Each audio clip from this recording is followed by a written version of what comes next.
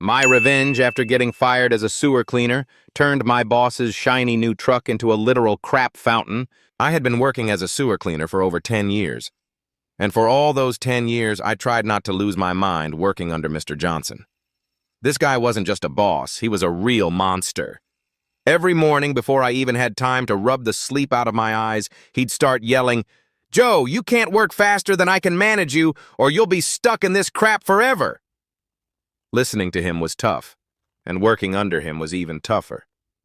But of course I endured it. What could I do? If you're a sewer worker and your boss thinks he's the king of the city, that's your fate. Then the unexpected happened. I got fired. But not just fired. I was kicked out like some filthy dog. No warning. No thanks. Mr. Johnson sits there, putting his feet up on the desk, and says, "You're fired, Joe. Your hands smell worse than the sewer itself." I walked out of his office and started pacing around the place like I was free. But then I had this brilliant idea.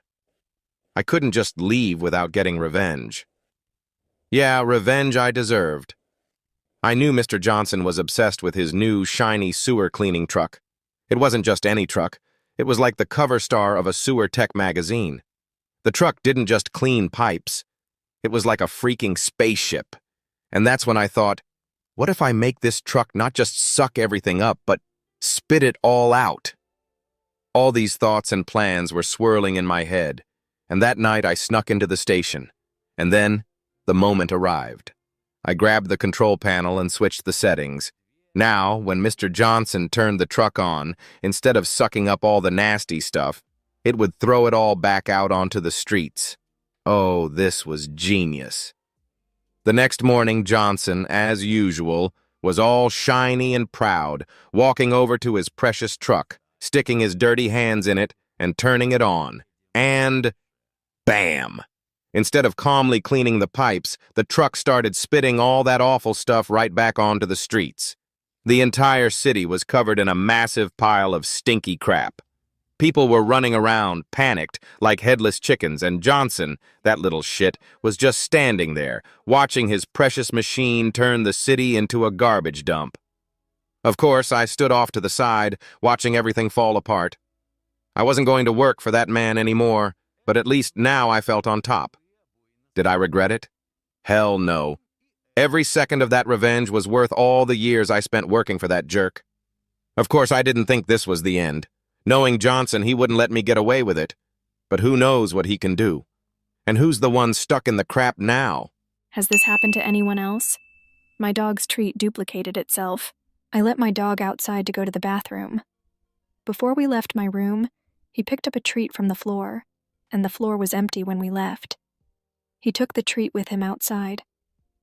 But when I came back into my room while he was still outside, I looked at the spot where he picked up the treat, and there was the same treat there again. I live alone, so I have no idea how it got there, and I'm freaked out. Heard of similar stories here recently. Reality is shifting. Probably. I wish I knew.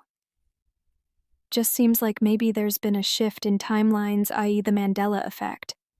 Considering how little we know about space and time or the reality of quantum entanglement, etc., the increase in these types of stories can really only make sense, IMO, if maybe somehow the timeline she was in somehow shifted and was reverted back 5 minutes.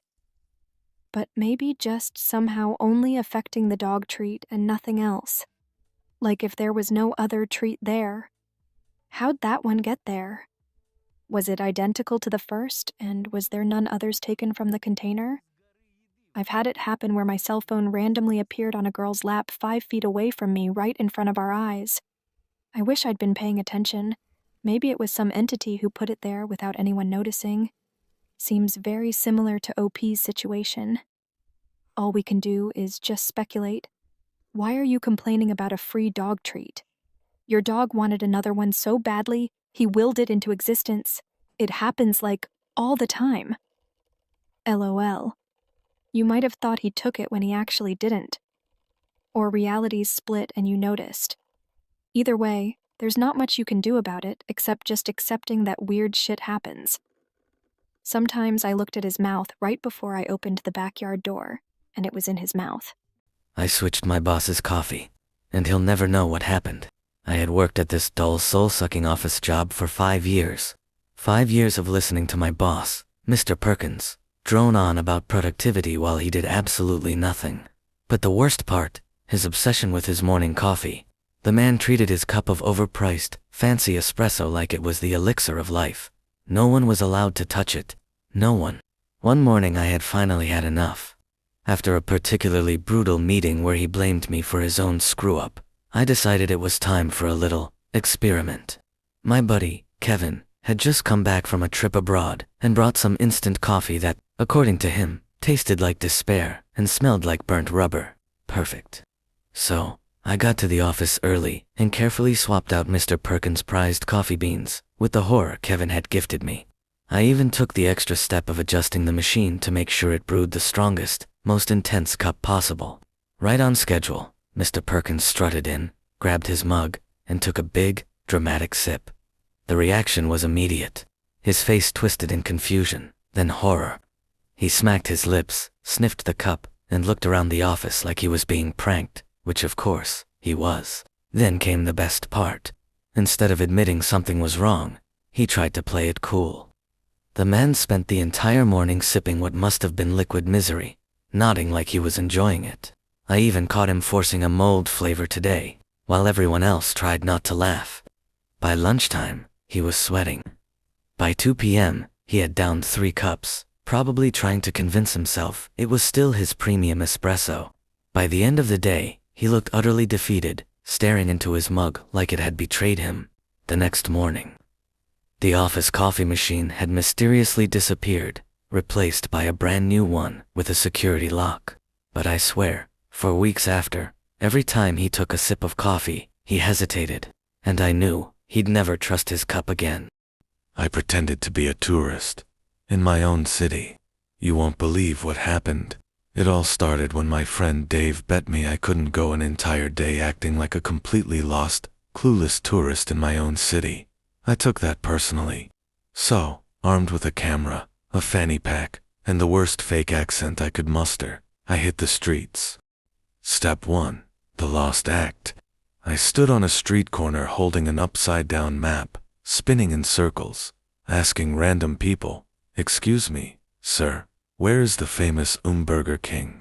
The reactions, priceless. Some people genuinely tried to help, others looked at me like I was an alien. Step 2. Asking dumb questions. I walked into a coffee shop and asked the barista, "Do you guys have real Canadian maple syrup in your lattes?" She blinked at me and just said, "No." I nodded, took a dramatic pause, and whispered, "That's a shame." Step 3. The tourist photos. I took selfies in front of completely random places, a gas station, a traffic light, an ATM while loudly exclaiming, "Ah, what a historic landmark." People stared. A security guard at a bank actually asked me if I needed help. The grand finale.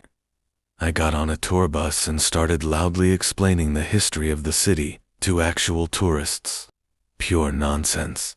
And this building? It was built by a famous wizard in 1823. That bridge, haunted by a ghost who only appears when it rains. The best part, some people believed me. A lady even took notes. At the end of the day, I met up with Dave, still fully in character, and said, "Wow, what a beautiful country. I can't wait to tell my friends in New Zealand." His jaw hit the floor. Mission accomplished. Has this happened to anyone else? My dog's treat duplicated itself. I let my dog outside to go to the bathroom.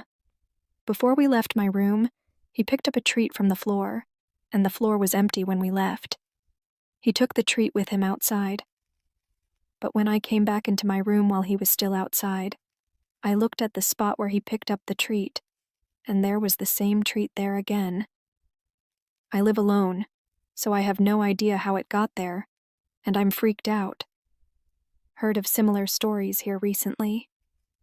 Reality is shifting. Probably. I wish I knew. Just seems like maybe there's been a shift in timelines, i.e. the Mandela effect. Considering how little we know about space and time or the reality of quantum entanglement, etc., the increase in these types of stories can really only make sense, IMO, if maybe somehow the timeline she was in somehow shifted and was reverted back 5 minutes. But maybe just somehow only affecting the dog treat and nothing else. Like if there was no other treat there. How'd that one get there? Was it identical to the first, and was there none others taken from the container? I've had it happen where my cell phone randomly appeared on a girl's lap 5 feet away from me right in front of our eyes. I wish I'd been paying attention. Maybe it was some entity who put it there without anyone noticing. Seems very similar to OP's situation. All we can do is just speculate. Why are you complaining about a free dog treat? Your dog wanted another one so badly, he willed it into existence. It happens like all the time. LOL. You might have thought he took it when he actually didn't. Or realities split and you noticed. Either way, there's not much you can do about it except just accepting that weird shit happens. Sometimes I looked at his mouth right before I opened the backyard door, and it was in his mouth. Parents say they'll always be there for you, so you should know it's not weird for our family to go on holiday with family friend. When I was a teenager, my mom got close to a colleague, friendship-wise, that I didn't really like. He never did anything suspect. He was just trying too hard to be cool and funny to teenager me. When my parents asked if him and his wife could go with us on holiday, I said I wasn't comfortable with it, and that I didn't really like him. My mom didn't listen. We all came to the holiday and everything was fine. Later in life, with my family, we were talking about a movie on child sexual assault, and how family often didn't listen to the children. My mother said that if something ever happened, we just had to talk to her, that she would always be there for us. I hesitated, but decided to tell her that it's just not true. While I didn't tell her I was assaulted or molested, I clearly told her I was uncomfortable with an adult man, and she just didn't care. And that at that time, there could have been more serious reasons I wasn't comfortable with him, but they didn't take me seriously. She actually seemed shocked that I did actually once told her I was uncomfortable with an adult, and that she didn't take it seriously. My mom has told herself that she was a great parent, and my childhood was great so many times she has believed it all. She was shocked that I reminded her of a time I was like 8, and we were on vacation, and she brought out the wooden spoon she used to hit us. Yes, she brought her whipping tool with us on vacation. My abusive mother doesn't remember some pretty awful stuff too. Even the abuse she suffered from my father, when I ask her what happened. My memory is bad. I don't remember, is all I ever get. Letters from the sewer. I work in the city sewers. People don't think about what happens down here. They flush and imagine everything just disappears. But I know the truth. One day, I found a crumpled page between 2 pipes. Dear Dad, I know you'll never read this, but I'm tired of waiting for you to come back. Someone wrote it and then flushed it away. A shiver crawled up my spine. The next day, I found another one. And another. It seemed like someone kept writing these letters and flushing them down, as if trying to erase their feelings. But I read every word. I saw you yesterday. You walked past me. I wanted to shout, but you didn't look my way. I wanted to find this kid. One day I decided to write back. I found a scrap of paper and wrote, "You're not alone. Someone hears you." And I flushed it. 3 days later I found another letter. Who are you? I smiled. And I wrote again. The Forgotten Garage, a key to the past. I worked at a small car shop, just another mechanic in the crowd, but I had a secret, a hidden garage. It wasn't something anyone knew about, not even the owner. One day, while cleaning up, I found a crumpled note lying on the dusty floor. You know who I am. You know what this key is for. But you won't open the door. Are you afraid? The handwriting was unfamiliar, and I had no idea who would send something like this. But something urged me to check. I inserted the key into the lock, and the door creaked open. Inside, there were old photos, but not just any photos. These were of my old cars, the ones I hadn't thought about in years. They were taken at moments I couldn't remember. The garage wasn't just a storage space. It was a trap of forgotten memories. I stood there, stunned. The past had somehow been stored here, waiting for me to find it. But I knew what I had to do. I had to leave it behind. I closed the door, locking those memories away forever. The stranger on the train. It was a quiet Tuesday evening when I boarded the nearly empty train home. I picked my usual spot by the window. As the train hummed along, I noticed a man sitting across from me. His face was blank, eyes fixed on the window as if lost in thought. His old suitcase sat beside him, and his attire, sharp and formal, seemed odd for such a late hour. I tried to focus on the scenery outside, but every time I glanced up, I saw him staring at me. His eyes were unsettling, cold, almost as if calculating something. My stop was approaching, and I started gathering my things. Just as I stood to leave, he spoke softly. "You're not who you say you are you?" His voice sent a shiver down my spine. I froze. How did he know? I was about to ask him when the train halted, and in the blink of an eye, he was gone. I stepped off, heart pounding in my chest. What had just happened? Had I encountered someone who knew more than they should? The mysterious phone call. It was an average Wednesday afternoon when my phone rang. The number was unfamiliar, but I picked it up anyway. "Hello?" I said cautiously. A voice on the other end was soft, almost like a whisper. "I know what you did." My heart skipped a beat. I didn't recognize the voice, and I hadn't done anything wrong, so why would someone say that? "Who is this?" I asked, trying to keep my voice steady. There was a pause before the voice responded. "You'll find out soon enough." The line went dead. I stared at my phone in disbelief. My mind raced, trying to make sense of it. I had no idea who this person was or how they knew anything about me. The rest of the day felt off, like something was lurking just out of sight. I checked my phone every few minutes, expecting another call, but it never came. The silence was deafening. I couldn't shake the feeling that someone was watching me, waiting for me to make a mistake. The eerie phone call had left me with more questions than answers.